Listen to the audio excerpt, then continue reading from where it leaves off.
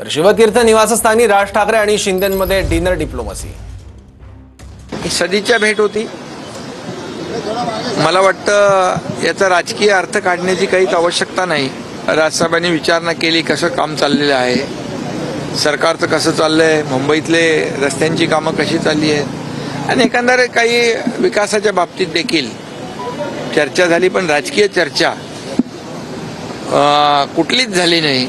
गप्पा गोष्टींमध्ये आणि बाळासाहेबांच्या आठवणींना उजाळा देण्यामध्ये एवढा वेळ आमचा कसा गेला तो कळला नाही। आता तरी निवडणुका नाहीत जवळपास, त्यामुळे निवडणुका जशा वातावरण माहोल तयार होतं तेव्हाच तर सगळ्या गोष्टी युती महायुती सगळी चर्चा तेव्हा होते।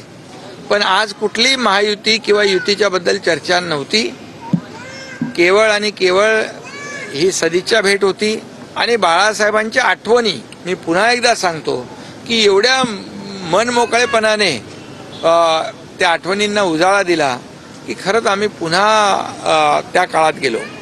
राज ठाकरे आणि आम्ही काही असे लोकसभेमध्ये सोबत होते, ते मोदी साहेबांच्या सोबत होते।